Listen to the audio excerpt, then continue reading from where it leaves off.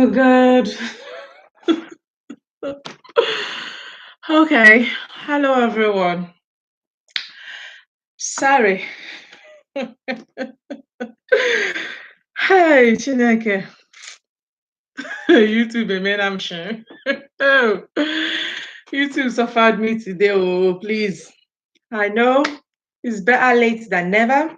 So, for this video, I'll be talking about exam malpractice, and being that I have to reschedule this video to this time, I understand because I knew there were some people waiting and then those left because it was half an hour away and that wasn't right to wait for that long. But I mean, believe it or not, I was setting up 10 minutes to 5 minutes before starting, and everything seemed to be going well. And before you know it, technological problem came, and there was not, like, literally, I couldn't do anything about it. But well, I'm still going to live stream it and I'm still going to talk about it, considering that I have said I'm going to do it. So if you're going to join me, join me. I will speak about it and just post it and call it a day. Because it's already a stressful day. I don't need this adding to my stress. So let's begin then. So first of all, we want to know what causes exam malpractice. This is the things I've been talking about. I'll be giving you a definition of what malpractice is, what causes exam malpractice, and experience of, well, my first experience of seeing how exam malpractice was tackled in Nigeria, and then looking at the different types of exam malpractice or cheating that people commit, and we look into why people commit these things, and I'll look at studies that has carried out people that have carried out studies on this issue and what they say, and then give you my own opinion, and then I guess just give a conclusion on why you shouldn't cheat, and that will be it for this video because it's already started. So let's begin then. Exam malpractice. What is it? Before we begin, I'll give you the definition of exam malpractice. I'll be telling you what exam is, first of all. I guess everyone knows what exam is, but there is a definition that has been given by researchers, which I think is quite useful for us to have and know. Okay, so I'll be talking to me. Here, let's go. So examination, according to Wikipedia, is an oral, written, or practical formal assessment used to measure the knowledge or intelligence of a student on a particular subject or topic. According to an online platform I found, which is called Easy LMS, they said that the aim of exams is to have a result, and this result sort of shows your knowledge or determines whether you have a knowledge on a particular subject or not, and at the end you are marked as pass or fail for these examinations. This is very different from a test, which tries to test the knowledge that you have and the level of the knowledge and give you room to improve or time to improve your knowledge. So, as I mentioned, my main question here is to look at how people commit exam malpractice and also why people do so.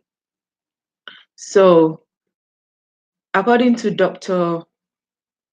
Malami Uma Tambawal, I think that's how you pronounce his name, he defined malpractice as an intent, a deliberate intent or willful wrongdoing to infiltrate examination rules and give yourself an unfair advantage to pass the test over other candidates, I guess.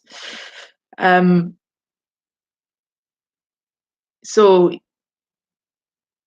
he also went on to say that malpractice if it's very high in any place or school, it undermines the credibility of the examination system. So types of cheating, then why do people cheat and the different type of cheating? Before I look at why people cheat, I'm going to tell you the different types of cheating. And I'm reading out from his study that he carried out about this issue. You can read it up for yourself. It's on internet. The topic of his research is called Examination Malpractice, Causes and Effect and Solution. So first of all, this is the types of exam malpractice that he mentioned. One is leakage, and this means that the content of the exam is leaked to the students or even the school, and gives them an unfair advantage to prepare for the exam properly before it's actually administered. Another one he spoke about is impersonation, and he described it as when an individual who is not registered as a candidate for the examination colludes with examiners to write exam for another person. Okay, this could be a friend or someone they have an intimate relationship with. Another one he mentioned is that examination malpractice can take form in an external form through an external assistant. And this, according to him, he described it as where individuals who are not examination candidates, a candidate who is actually in the examination. So usually this takes place in the form of invigilator, dictating answer or pretending, I guess, giving an answer to the students, writing out answers in the blackboard or giving them a calculation sheet, which is not required in the exam, and then bringing in foreign materials to the exam. Another one is smuggling foreign materials, and this one is the most common, he said, that is often practiced. And it simply means that you bring maybe a paper that you've written answers to a particular question that you think may be asked in the exam, and you can hide this in your underwears, shoes, your hair. I mean, there are different places that people hide their these type of materials, or even between papers. Another one he mentioned about exam malpractice is in copying, which is where you copy the answers from your the candidates in next to you. So whether you know whether they are doing right or wrong, or writing right or wrong, you just copy. So that is also a form of cheating. Another one is collusion, where unauthorized passing of information between candidates usually takes place. This could be by exchanging answer, like, what do you write for question A? What did you write for question B? Sort of thing. And then also passing notes or scripts or even your own answer sheets to the other candidates. And he went on to mention other ones, which include improper intimidation, improper assignments, ghost centers, markers, malpractice, awards and certificates. He goes on about it. I guess for me, for this vlog, what I'm concentrating on is why do people commit exam malpractice? His study is focused in Nigeria. So let's start with Nigeria. According to him, he said that in most cases, this is often because the difference between a rich person or between you making it in the state of or in the country of Nigeria is often determined by your educational level or certificates to say. And many people from low income background or those who are not intellectually equipped find cheating as an easier way to make sure that they pass their exam so that they can live the life of poverty. Other things that he mentioned that causes it is the high stakes of examination, where the success in an examination has a profound effect on the candidates. So if you want to be a doctor, you know that if you do not pass certain subjects, that will definitely have an impact on whether you get admitted to law school, medical school or not. Okay, so if you have a high stakes for the person, the candidate, or even the school itself, this could lead to people committing exam malpractice. Another one is the teacher and student status, where maybe the teacher has a reputation to maintain and thus feels like she has to give her students an unfair advantage to pass the exam and be considered a good teacher, to say. Okay. Another one that he mentioned is on personality disposition. He's simply saying here that some students have the personality of deception and just prone to cheating, and because of different reasons, and one of them being that they just have a dubious character, and other reasons because they are too lazy and didn't bother studying. Another one that he mentioned is that the desire of some parents to place their children in a better position in life or in career. So, as I mentioned about the medical subjects, many parents like their children to be called either doctors, and then others like lawyers, all these big names, as I guess. And they will do anything to make sure that the student, their child passes. Another one is inadequate school facilities and teachers, and this he includes shortage of textbook or educational resources and teacher lacking the adequate training and competency to actually teach. So when they don't teach well, and they find themselves in this exam hall with these big questions that they know they haven't been able to teach their students, or even them they do not know, then they are more prone to go ahead and facilitate malpractice. Another one is inadequacy of examinations, and this one I totally advocate for it, where some exams are just too high and the questions are just absolutely ridiculous. They are asking young people, let's look at secondary school at that age, to know when even them most of the exam markers or whoever don't even know most of the answers to these questions. So some of the sometimes the standards of the exam can be quite high that the teachers and students cannot meet, and then this only leads to them losing their confidence. He goes on to talk about low salary, location of exam centers, and respect for certificates, threats, and intimidations. These are all the things that this doctor identify as some of the causes of exam malpractice.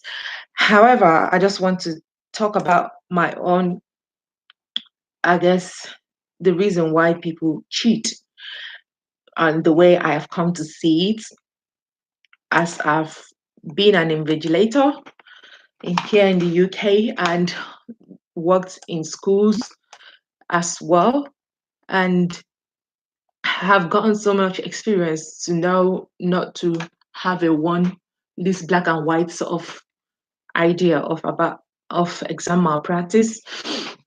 So I'll start the story that I wanted to tell. Okay, so the story that I wanted to tell is that when I was in year 7, and in Nigeria they will call it's JS1. Okay,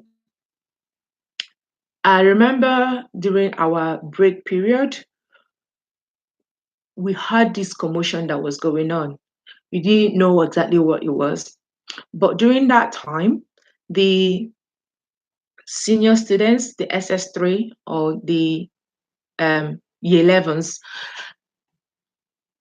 were doing their final exam, and there was a lot of cheating going on. Um, as I heard, I didn't see it, but I knew there was a lot of cheating as well, because there was many people that weren't part of the school in our school. Especially, I am in all-girls school. I went to all-girls school. There was a lot of boys and some girls looking around the exam halls and passing little papers into the exam hall to students who were taking the exams. So that was, I guess, bringing in foreign materials and having external assistance in regards to the type of cheating that they were doing. So what happened in this story was the principal has gotten tired of this happening year after year and have tried different ways to tackle this issue, and it wasn't helping. So for this particular exam, I can't remember what exam the seniors were taking for that time. The principal brought in undercover police or CIA, I guess they could call it.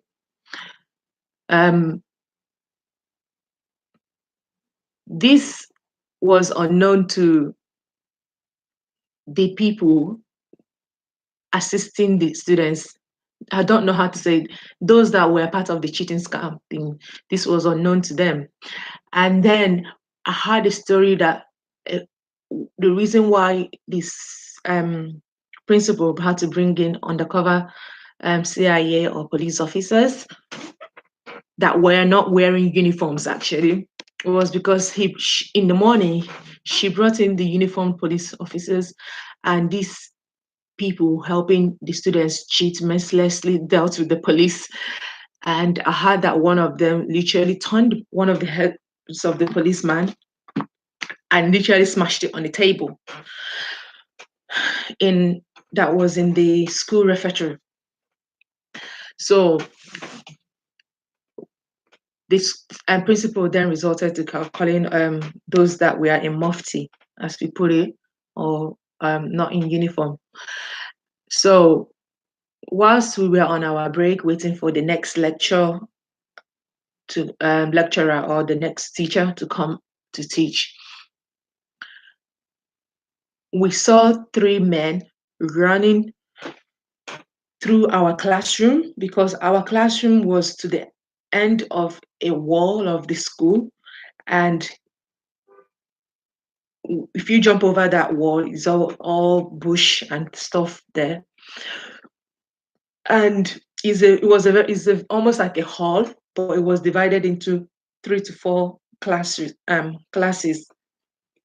each one had space in between.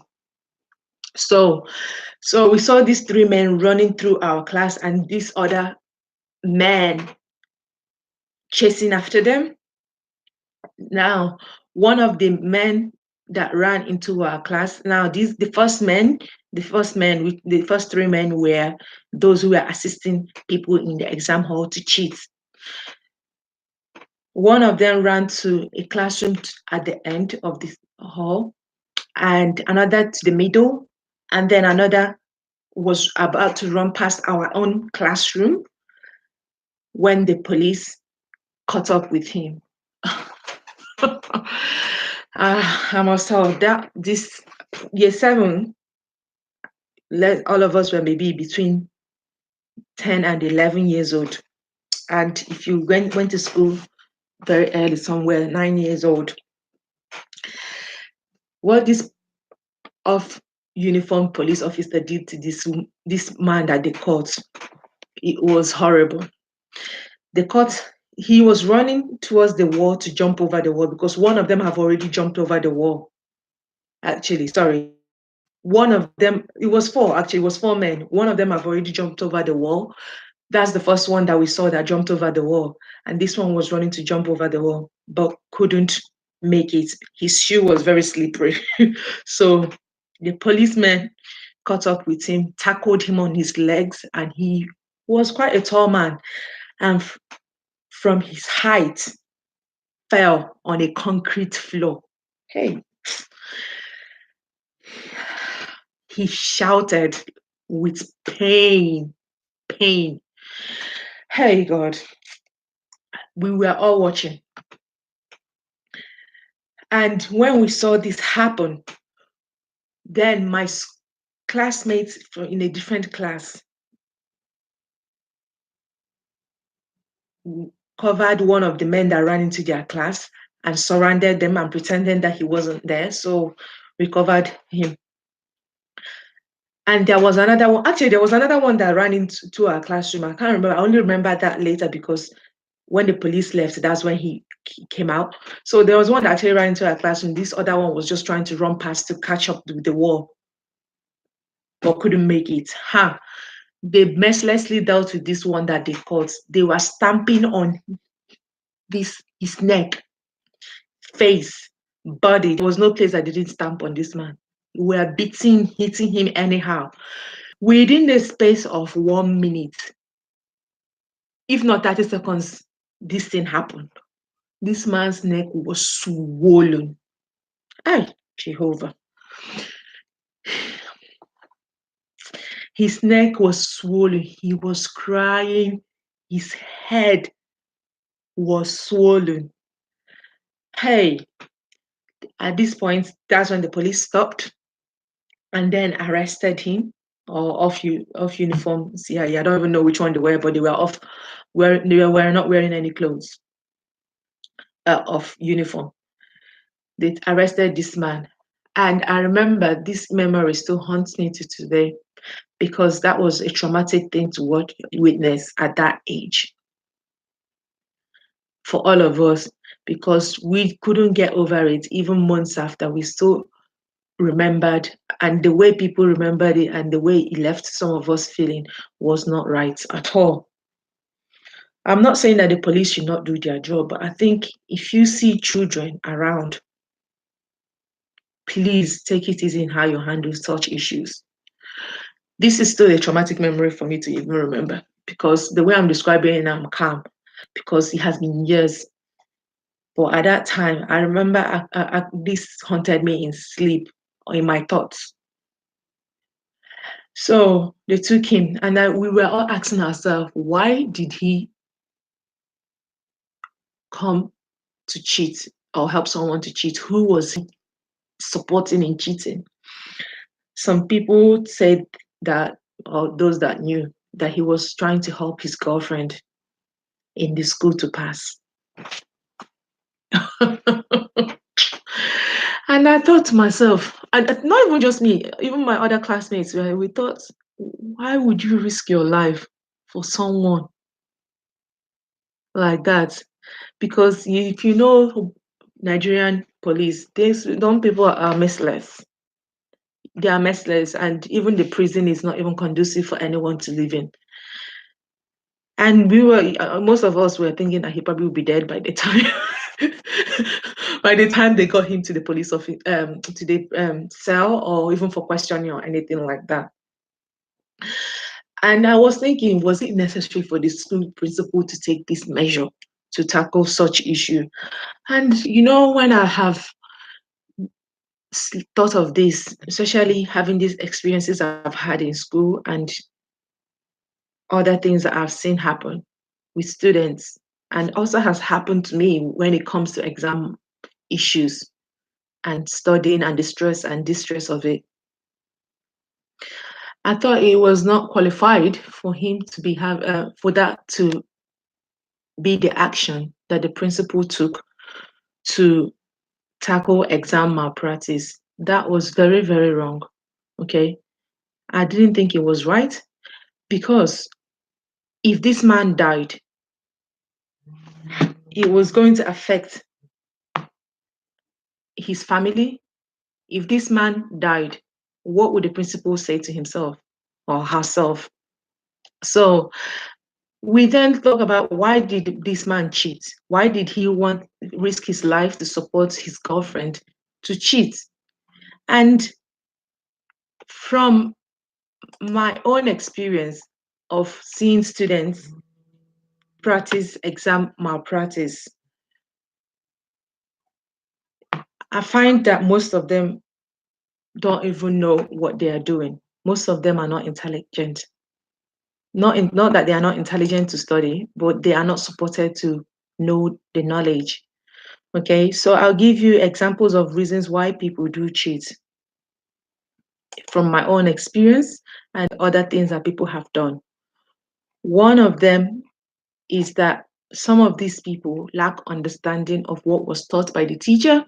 Some are due to fear and anxiety. Others are due to lack of proper teaching by the teacher. Others are lack of parental support in education. Another reason that causes people to cheat is due to financial circumstances. Another reason is lack of educational resources. In most schools in Nigeria, I must say there is not enough textbook. There is not even no textbook. I'll give you an example of what I mean by educational resource. When we studied computer in my school, I only saw computer once during the whole lessons. It was 100 students, if not 40 students, peeping into one computer, trying to see what the teacher was doing. And then the teacher had to take his computer back because they couldn't be left in school because people have looted the computers they had before. And I remember one day, this could be a funny story, an embarrassing story as well. I went to a cyber cafe and my cousin asked me to give her the mouse. And I was confused. I'm like, mouse, hey, what mouse? I was looking at her, you sure mouse? And I was thinking in my own mind, mouse like the animal, rat or mouse. This is when she looked at me, she was so embarrassed and realized I didn't know what she was talking about. And then she pointed at the computer mouse that she was talking about. And this is when I realized what this thing that we use to maneuver computer is called. A mouse. Okay, so I laughed so much. I think she was so embarrassed because it's a big cyber cafe, and she was so embarrassed, and she decided not to ask me anything anymore. And I felt dumb. It's not that I haven't studied it as a book. We've written it. What is a mouse? A mouse is so and so, but I never saw a mouse.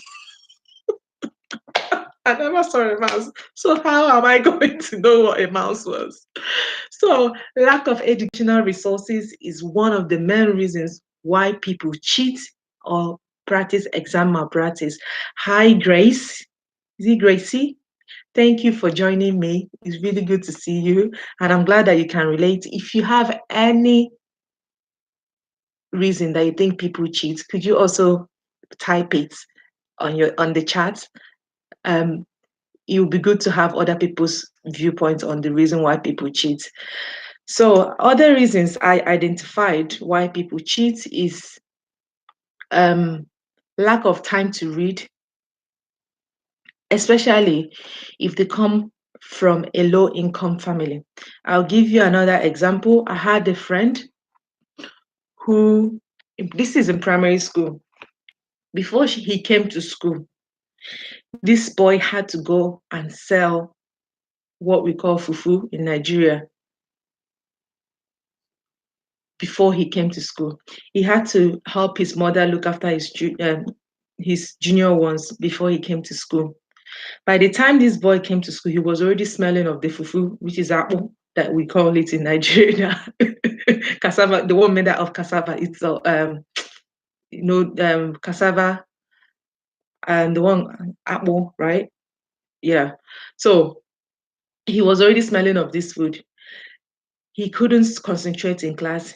Most of the time, he would try and sleep. When we have tests, he really struggled and often asked me or anyone that he thought was wise in the class to help him. So, what time does this boy have to read if the family is struggling financially? Second, at that time, when I was in school, school fees had to be paid. So even if it was 50 naira for school fees, that was a lot of money at that time for parents to afford, especially if they have other children to look after. When this boy goes home, he has to take care of his siblings again whilst his mother is in the market selling to help sustain the family. He wasn't the only one in this class that was suffering, but his one was very profound because I remember the names that people used to call him in school. And sometimes then, when I look at all these things, I realize at times we need to take a step back before we judge people for committing exam malpractice. Another one is I said family pressure or personal pressure.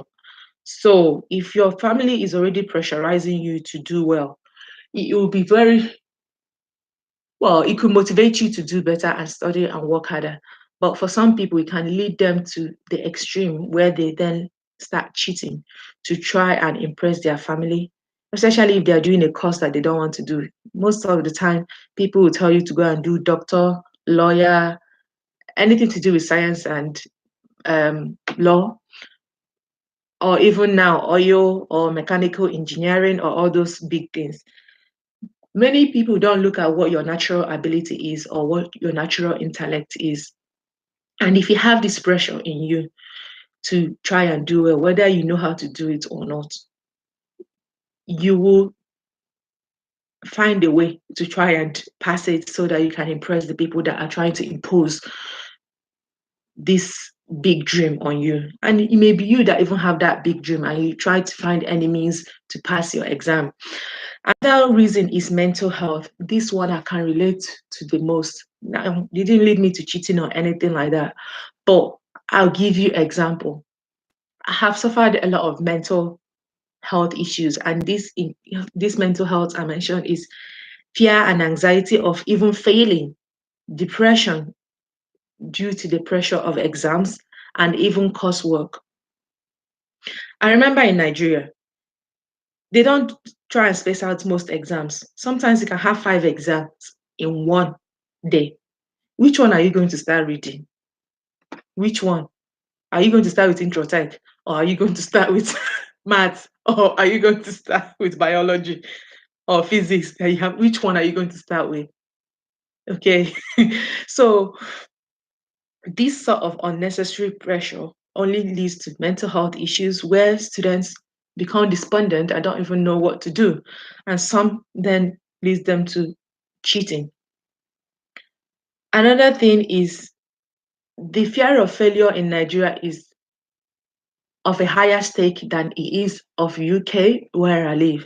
In UK, when you fail, you are given an opportunity to resit the courses that you fail.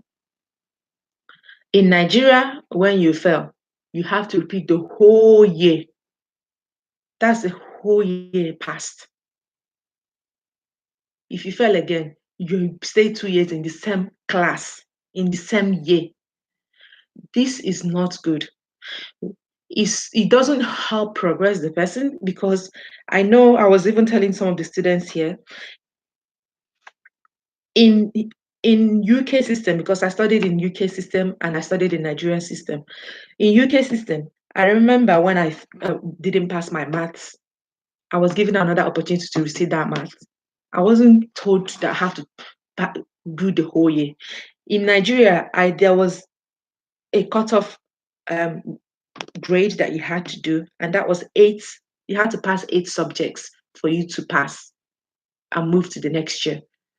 And those 8 subjects should also include the core key ones, which is like maths, science, at least one of the science, and English, and all the other top 5 subjects that is often necessary. So in UK, you only have 5 to pass. And even if you don't pass it, I know many students that I've supported in school, because I work as a learning supporter. Is UK system much better? I would say UK system is a good degree much better, because it doesn't make you a victim of failure.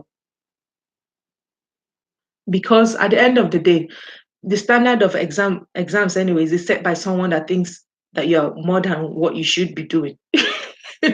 Like, if someone's standard is not about your own standard, and the way education is measured anyways should be by its productivity in your life after you've studied it, rather than the pass or fail mark.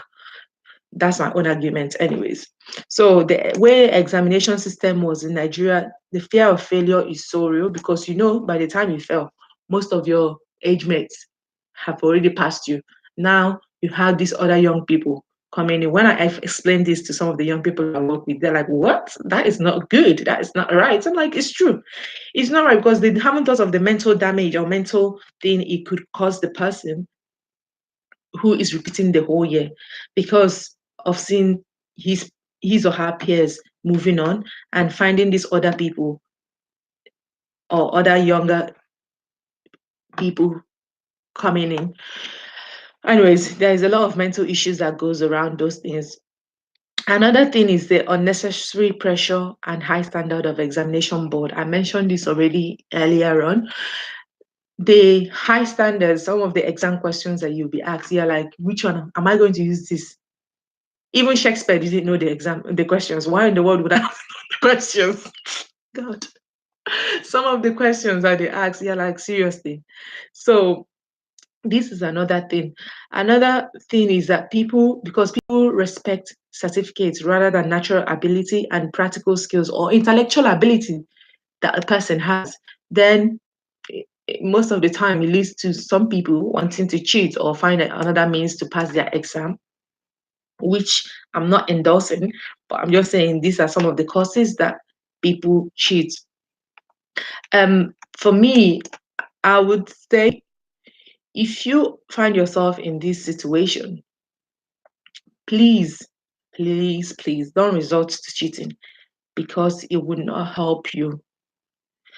You want to be able to study the ones that you can study. Listen, they can't come and kill you because of exams. Believe it, whether you pass or don't pass, no one would care at the end of the day. When you die, no one is going to care.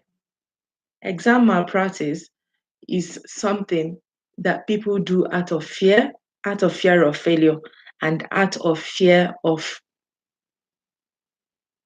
something else. But I don't know, whatever. Like maybe fear of parents, peers, pressure, anything. So it is something that we need to be careful when we try and talk about exam malpractice. We need to look at the reasons why people actually cheat in the first place. Now, the major one I have found being a learning support assistant and also cover teacher or cover supply in schools and with students I have worked with is this one, learning disability. Learning disability is something that in Nigerian culture is not covered a whole lot. It's not that there is no awareness of it, there is some awareness of it. But learning disability is the most thing that draws people down in educational system.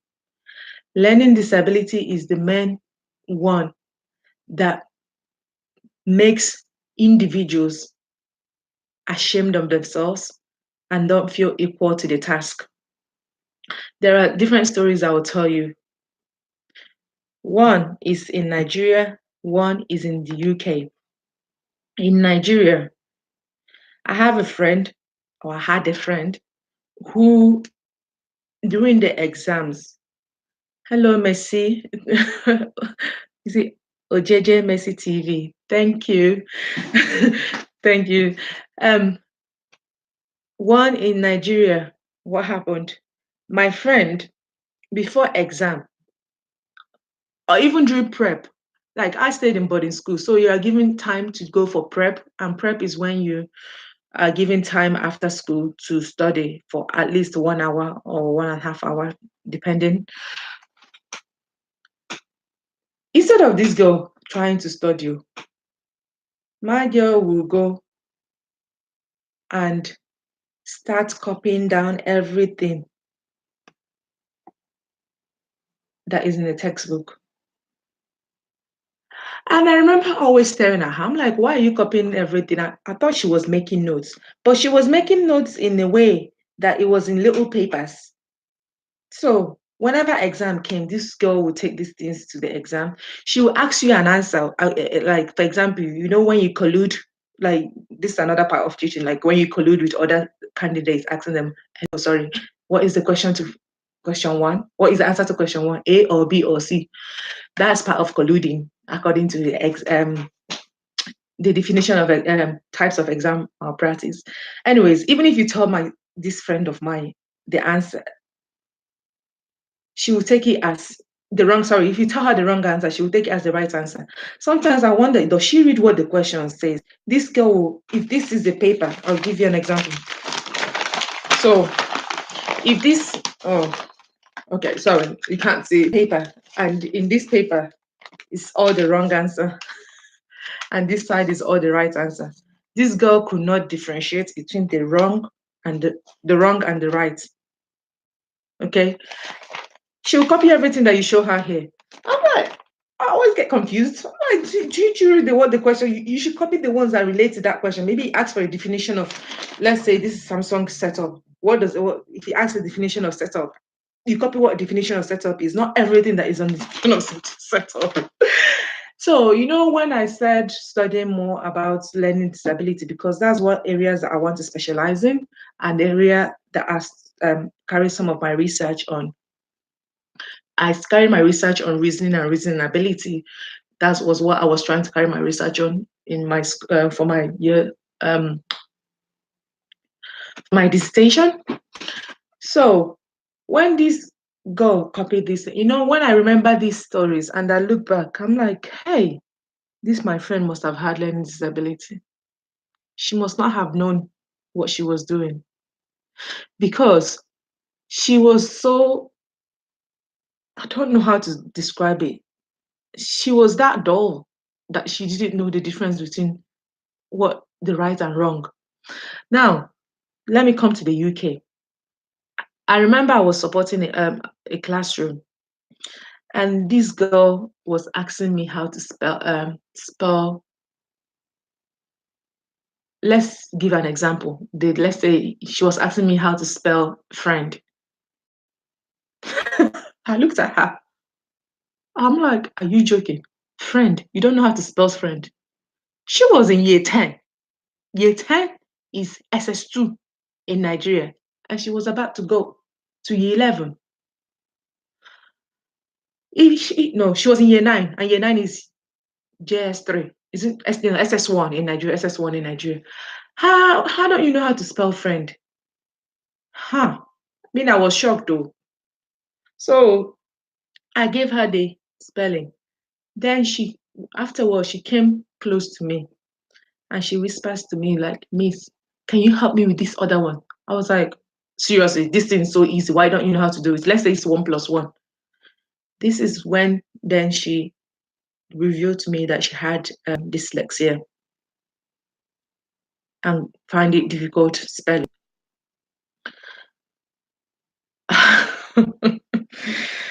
Wow. I was like, really? And the school did not think that you need extra help in classroom to study. And they placed you in year 10. I thought that was crazy. Okay. I thought that was crazy. So this is the time I pitied her. I pitied her because I come to realize that learning disability is a hindrance for many students. And because it goes undetected in Nigeria, we take these people to be unintelligent, dull. But they are not. They have an issue that needs to be tackled, maybe on one-to-one.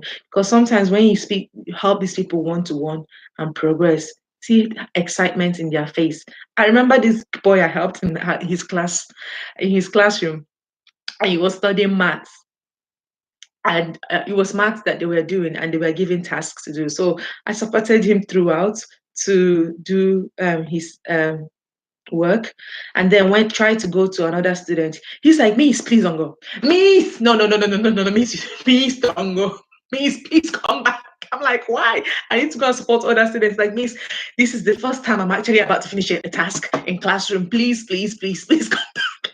I was like, what do you mean? It's like, Miss, I never finished the class. I've never finished a task in class. Please, I need your help. It's like, Miss, go on. So I sat down. I think what he needed was that moral support that he could do it. So I sat down and watched as he took the examples I've given to him and recreated it into the question and answered the question. I can't forget how proud this boy jumped out of the classroom after the lesson ended. looking proudly at himself, smiling ear to ear, and he was thanking me like, Miss, thank you so much. It's the first time I've actually completed a math task. You know, when I think about this, it actually brings some emotions to me because these are things that people suffer that leads them to cheat. So if am to start stories, that it will be unending because I've seen lots of things in schools that I've worked in. You've got those who definitely are willing to learn, but because of mental and learning difficulties, find it difficult to learn and just need that extra support. And you've got, yes, the others have prone personality to cheating. And no matter what you teach them, they're like, Miss, don't worry, I can copy it. Some of them, students and their wahala. So, anyways, so these are some of the things that I feel like leads people to cheating.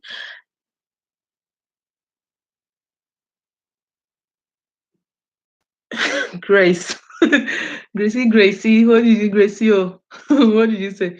If you ask the lecturer area of concentration, one of my lecturer then will say H2SO4. You're funny. Actually, let me add to your joke. In my school, my teacher, not my teacher, she was my teacher, but she was also my sister's teacher. This was in Nigeria, my first secondary school. When the teachers asked him or asked the teacher who is a female, and what is the lesson, Miss? I don't understand. I will say it in Igbo. I'm hoping that you know how to speak Igbo. Please, I'm happy. I really hope you know how to speak Igbo. I'll say it in Igbo. As it says, they say, Miss, I don't understand. She was a teacher of maths, so is it maths or yeah, it was a teacher of maths. Says, ah, iwatara mi iwata, iwatachala. Ka wata ya ge were nkuje kota ya.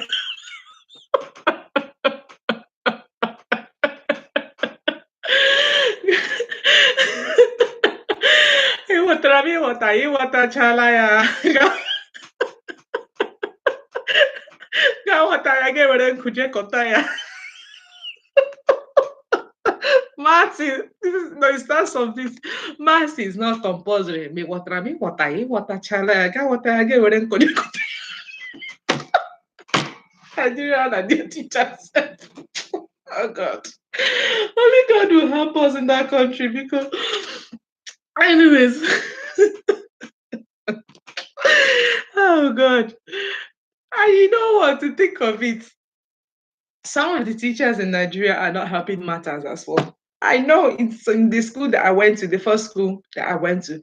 Some of the teachers will just bring things, like because teachers are not often not paid well in Nigeria or often owe salary months on end in like 6 months. My mother was a teacher.